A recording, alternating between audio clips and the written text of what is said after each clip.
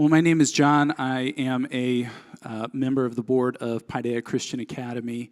I attend here at New Life. I am a software engineer by training, and education is far afield from my life experience. But wanted to share some of our story. How did we get here? Where are our roots? And I'll share just from my family's experience. We started as a homeschool family 8 years ago. My 13-year-old daughter, Lila, wave Lila, yep, she's the one in the middle there, serving pie. She started as our first homeschool child. My wife grew up in Marion and homeschooled, and I grew up in California, so it's a miracle I can read. I went to the public school system, and I don't have a lot of joy of learning to pass on to my children from those experiences. But my wife, and I decided early, of course we want to homeschool. We don't want to put our kids in public school, so that meant you homeschool. And early on, she found this absolutely amazing philosophy of Charlotte Mason homeschooling. We just dove headfirst in. We just loved it. And we loved things that we learned about it, like children are born whole persons. Understanding that if you put beauty and a feast of things in front of children, they will naturally gravitate towards them. Children are born curious. They're born with a desire to consume the good and the beautiful in the world. If you go to the next slide, I think, so these are when my kids were even littler, and it's just a picture of them in their homeschool journey. For a lot of years, it was just really fun. It was really good. And I watched from afar as my wife dove more and more into this, and I would see things like art studies, and they would learn about Matisse for a week. And I'd be like, I need to learn about Matisse. I don't know anything about that. That's wonderful. And then they would do sections on the Revolutionary War and be like, well, I didn't learn anything in California. We learned about the gold rush, and that was about it.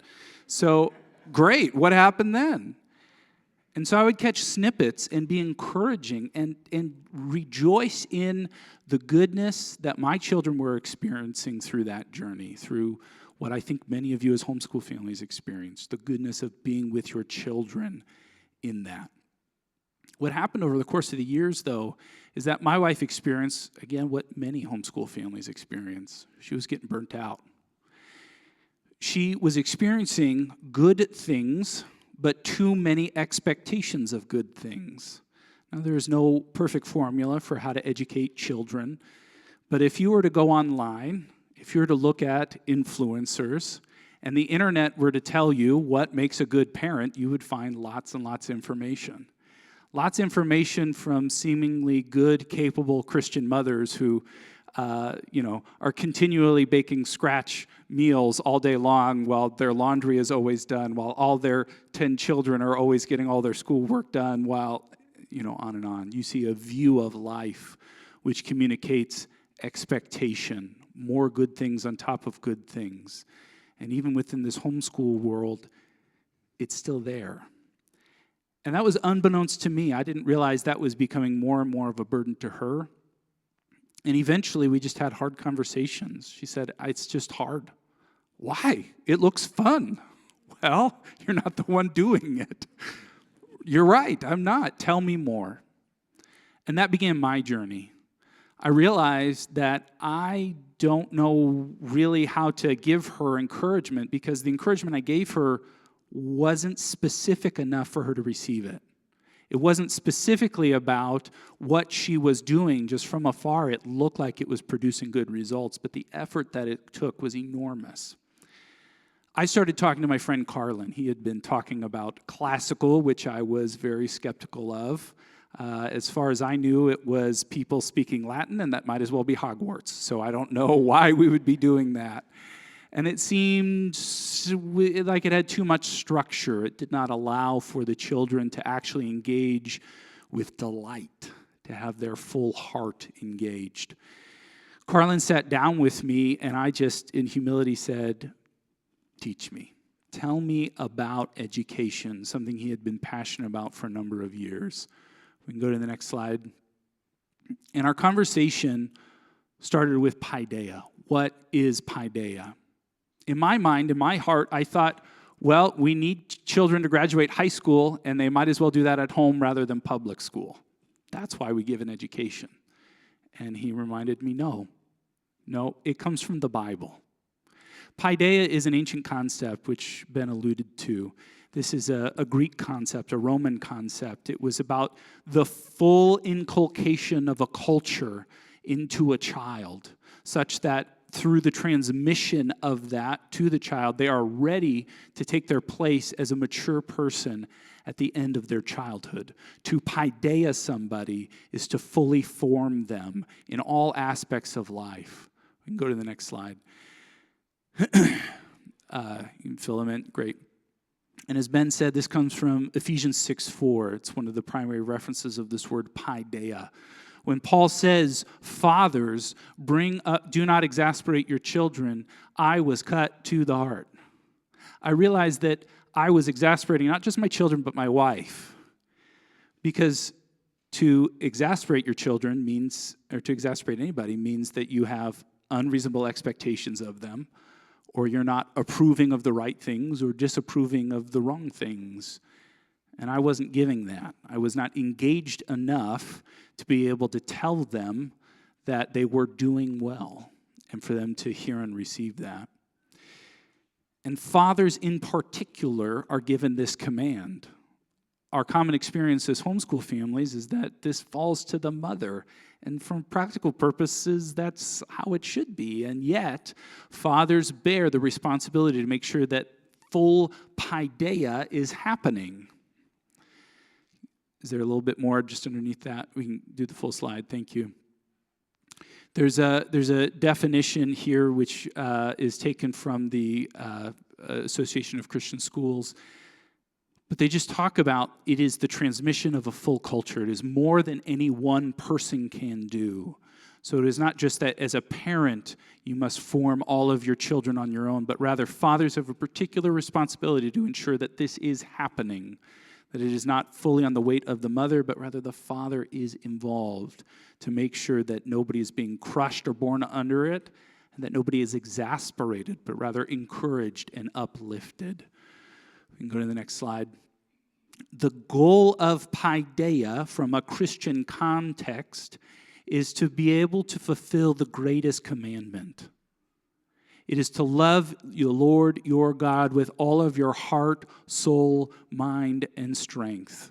Ephesians 6, we paideia our children that we may, Deuteronomy 6, love the Lord our God. This opened my eyes in my conversations with Carlin because I was so focused on the heart that I did not have much regard for the mind. And yet to love God supremely requires all of us. It requires every bit of who we are.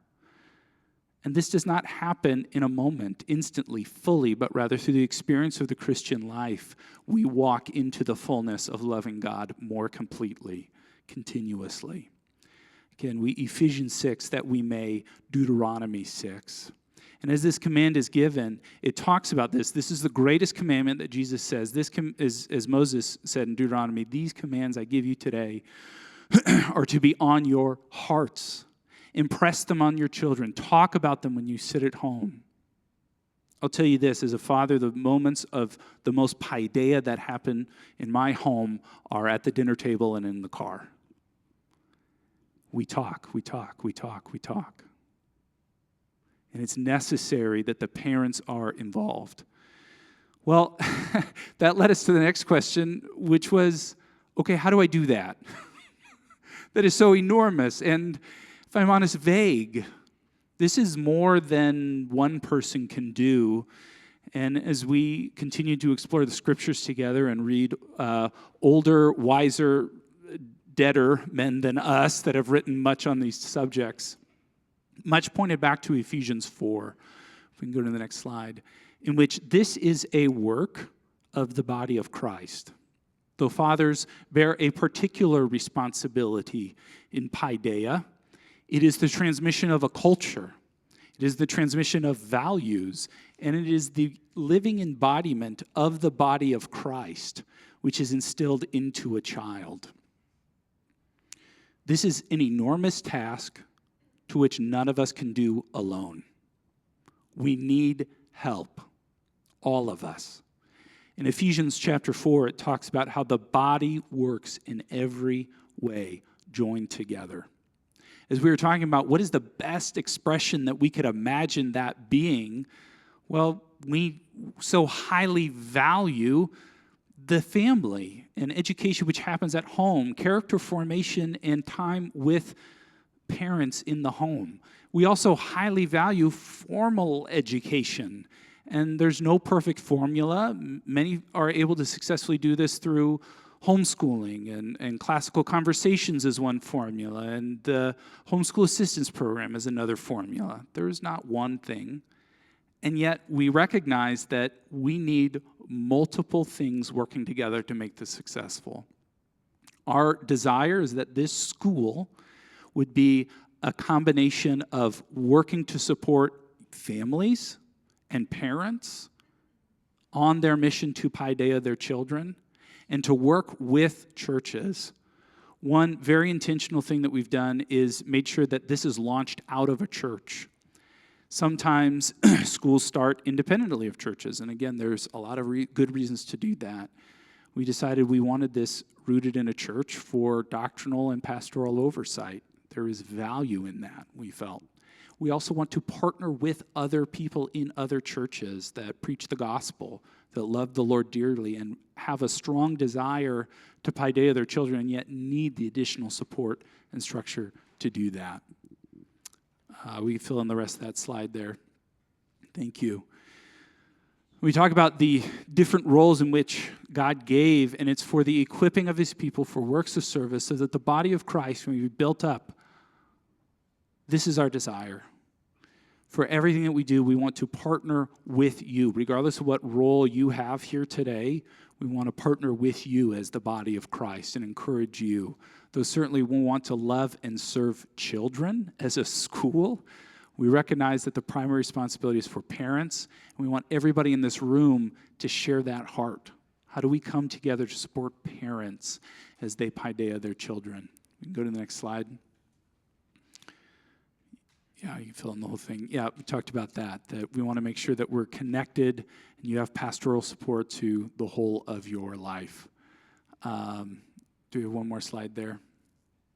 And that brings us to our core distinctives. Ben talked quite a bit about it, but we are Christian and Christ-centered first and foremost. We believe strongly in integrated learning. And one of the things which has moved me from purely homeschool to desiring that my children are taught in a formal school is the understanding of embodied learning.